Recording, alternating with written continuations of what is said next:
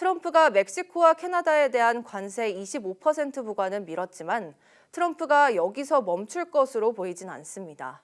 중국에 대한 10% 관세 추가 조치는 발효됐고 글로벌 무역 전쟁 확산 우려는 여전한 가운데 우리나라 수출 전망도 어두워지고 있습니다. 이승은 기자가 보도합니다. 대부분 중국에서 생산되는 아이폰, 반도체와 올레드, 카메라 모듈 등 많은 부품이 한국산입니다. 트럼프 행정부는 일기 때는 미국 소비자들의 우려에 중국산 아이폰에 대한 고율 관세를 철회했지만 이번에는 아직 예외 조치를 내리지 않고 있습니다. 미국이 멕시코와 캐나다에 대한 25% 관세 부과를 한 달 미뤘지만 무역 전쟁의 대상이 더 넓어지고 강해질 것이라는 시각이 우세합니다.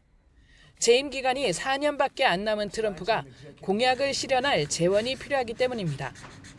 대규모 감세 등 주요 공약 시행을 위해 5조에서 7조 달러가 필요한데 문제는 재정 적자가 심각하다는 점입니다.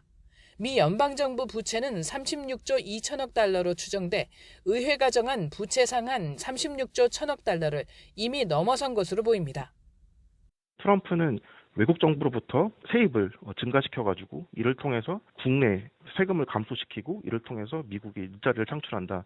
이런 사고방식을 가지고 있기 때문에 물가 상승에 대한 어떤 그런 우려 같은 것들을 경시하면서 접근 방식을 좀 취하고 있다.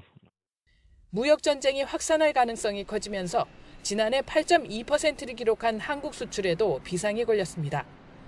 중국의 수출이 타격을 받으면서 단기적으로 이익을 보는 수출품도 있겠지만 세계 무역 위축에 따른 손해가 더 클 것으로 보입니다.